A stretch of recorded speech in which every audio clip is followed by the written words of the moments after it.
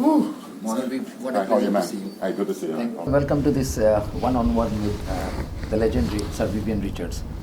Sir, welcome to the program. Thank you so much. 3 decades after your retirement, you continue to be popular across the world as cricket is. What makes you click?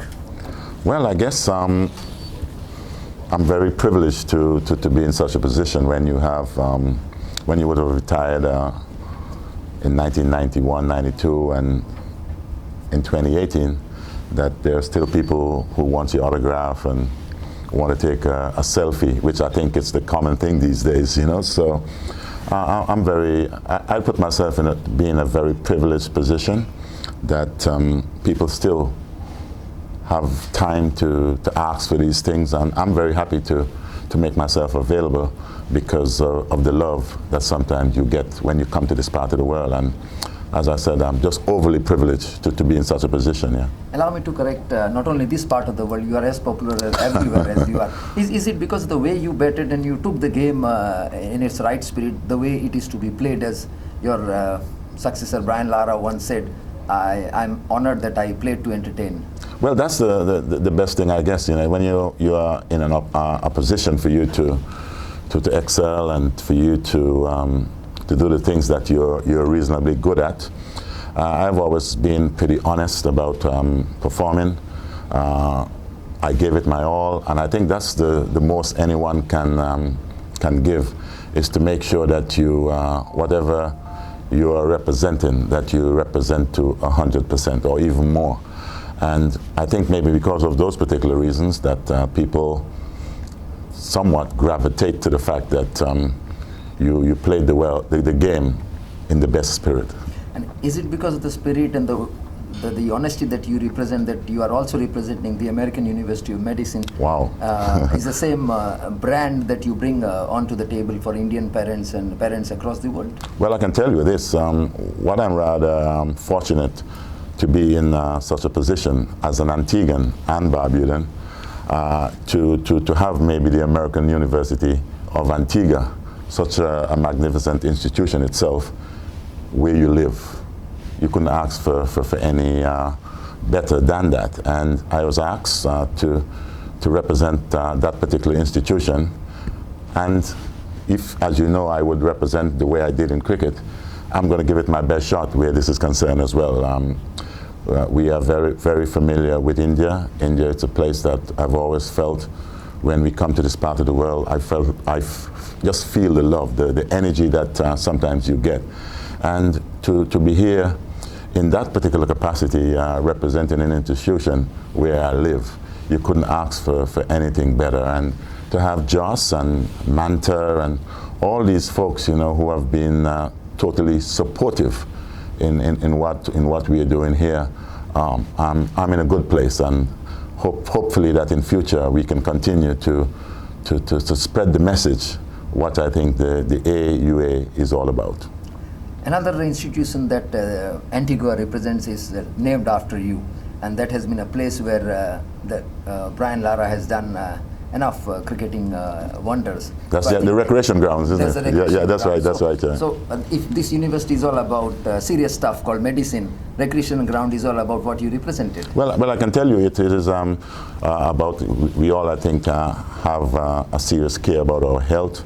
I myself, at 66 years of age, the more that we have coming through this particular institution itself, the better it is for us as individuals, in terms of people who would pass through, and whenever they would have accomplished their goals, we all the better in terms of moving our health forward. And I'm just happy, as I said, it's sometimes words cannot really express the way I feel about representing such a high-profile institution. You also represented a high-profile West Indian team. I think you jolly well understand that the rise and fall of West Indies is almost similar like the rise and fall of the Roman Empire. Do you think that it can be sort of revived? I never think, if anyone know my thought process, I never believe in life that you should never ever say never. I'm pretty fortunate to have been part of that whole West Indies institution. And why I think maybe with the AUA and the Manipal Group and its educational program, its medical group side of things as well, it just gives me a great opportunity for me to express myself the best way that I see possible. And with West Indies the way they are, we do have certain things in common, both countries, West Indies and India. We love our cricket. We have a passion for cricket itself. And what I think I can say, and without any hesitation, that you're much better at it these days than we are. And as you spoke about maybe the Roman Empire, these things do happen. There are times you're here and then you're back where you began. We've just got to work hard. We've got to continue working hard. And if the guys presently in the team feels the way that I do and brings a sort of competitive focus, which I think is needed in the modern day game, you should never ever say never. The West Indies is blessed with enormous talent. I just believe that we do need the teamwork, the camaraderie, and everyone singing from the same hymn sheet. And if we do that, I believe that we'll be back there again. I'll never say never. We'll be back at some point, and we'll be coming to get you. I mean, provided they must be rethinking of drafting you back in the squad for T20s. No. You're still young enough. No. I'll tell you something. The most important thing, which I think is good, the thinking process, and it is all great. I am as sharp as anything else when it comes to the thinking. But in the modern day, it's tough when you have such sharp thinking and the body doesn't come along. You know, so which means that the body is a little slow these days, but the thought process, you never lose that. And I'm hoping that it continues. Yeah. The swagger which you represented, I mean, we all, in fact, I'll be proud to have my son who is, I mean, still 3, to see what Richards represent, the great young Vivian Alexander Richards represented when he walked onto the field. I think that is missing from modern day cricket. No, there's a guy that I admire these days, Virat. He has that same sort of, sometimes some people used to think that you were the most arrogant person on earth. If they don't know you, they would think that. But if you believe in what you're doing, you are going to be competing against others who feels the same way about their ability. There are times where the best ones and the ones who think in terms of that I'm good enough, you're going to succeed. And Virat have basically done that, in my opinion. I over the years, I've always felt pretty confident. I never had any worries about getting hurt or anything for that matter, because it's a game that I loved, a game that I enjoyed. And people used to say, oh, you never had any fear about just maybe using the cap. I said, no, the cap, I think it was given to me. I was proud to have worn the maroon. Let's take, for instance, that you have someone like maybe Ayrton Senna who drives. You know, that's dangerous in my. That's seriously dangerous. Yes. So playing a game of cricket, it may sound rather casual at this particular point, but it was having fun, just having fun and enjoying oneself, and hoping that the people who come to the turnstile and the bums that sit on seats do have a great time. And that was it was all about, just to express myself the way Viv Richards can. I'm a pretty confident guy about myself. I have no fear about, I just think I'm a human being like anyone else. So I'm going to express that.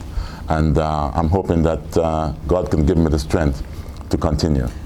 I mean, you took cricket in a different way, and the modern day technology has helped batsmen like Virat to... No, I think the game has moved on. The game has moved on big time, and we've got to move on with it. And this is why I believe that we should never ever try and forget what went by yesterday and think, well, everything today is to do and all. Because without yesterday, we wouldn't have today. And I believe that big time. So in order for us to move forward, we've got to have at least think about the past. And those days were the so-called days where people never had the opportunity these days to have the so-called protection which they have today, because Yes. as the game moved by, and I think that's good for the game itself. I still believe today that if I came today, I would still wear my cap, because that's just the way I am. That's precisely why I You know, wanted to know, with those these willows and the helmets on, Richard would have, I mean, never been given out. I mean, the Empire Well, would say, you want to can- see this man bat all day long. No. You see, what I think one's got to remember as well too, that you're going to have your ups and downs, and especially when you go to the referral system these days, you appeal. Sometimes you win some, you lose some. We never had that yesterday, and with that, you win some, you lose some, and sometimes you believe in yourself that you're hard done by, but at the end of the day, when you balance the whole situation, It it evens out, It you know, evens and I'm happy with that, but also happy with the moving forward with the technology as well, because we all got to embrace the fact that technology, and if it can make us better, it makes us to think a little bit better, to come to the right solutions, the right decisions. Nothing's wrong with that. But I'm sure you'll agree that technology has a lot to improve. I mean, can be taken care of. We never stop learning. We never stop learning. So at this particular point, we're getting there. And as long as we move forward, I guess, and people mind is in the right place about the necessary changes that's needed in the game, we're going to be happy. And we've just got to embrace that. So this whole process of never stop learning is same in American University of Antigua, Yep. where you tell your the parents that your child will never stop learning, even after passing out of American University of Antigua. And what I think is also important too, the island, I guess maybe you have parents who are pretty worried about sending their kids abroad and sending them into a different sort of a culture system and things like that. Some of them are a little weary with that fact, and this is all part of being an ambassador for that institution. And for the country as well. Yeah, and for the country, our tourism product and all that sort of stuff, is to send that assurance to families that they're in a good place. Vivian Richards says so, because he's from that particular island. Just recently, there was a survey done that we are one of the safest, not even though we are island, I'm going to say country on earth, country on earth. So with that, it is just a marvelous place to be, and to be selling that particular product in your country to India and the parents and everyone, wherever they are, that your kids are going to be in a safe place. And it would be as cool as Sir Vivian. And also the things that we also have in common with the modern day cricket. We have the IPL, which is the best T20 tournament that's played in the world. The excitement that it brings, the players, and having folks from this part of the world on your island. There's always going to be the question asked, the Virats, and who is better, Virat or Sachin, and it's good for the soul, and it's also good in terms of the camaraderie and the common things that we share amongst ourselves.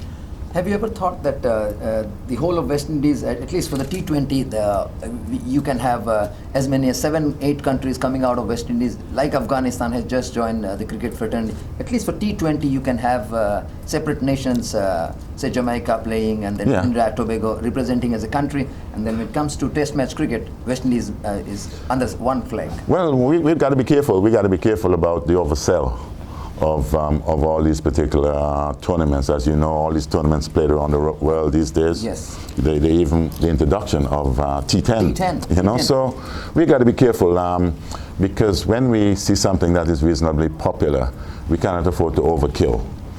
We got to make sure that the people are still hungry. Yes. For the game itself, and so long as they still have the appetite for the game, well then we keep it at a balance. But is this precisely the reason why, I'll not name the players, some of the West Indian players are probably not as committed to the country as they are to T20. Do you think it's oversale across the world? They play one day in Australia, then in Bangladesh, then back to Pakistan. India is always a favorite hunting ground. And that money that is giving them security is also taking away giving a lot of insecurity to the West Indian Cricket Board. Is it precisely this you are trying to also probably indicate? Well, what I'm trying to indicate as well is that when you have a cricket establishment like the West Indies, you have heard the various issues that the players would have had with the establishment, financial security, financial yes, security. Yes. And sometimes the players, I've always been a players person. My representation every time as captain was to try and take issues to make things better in the future.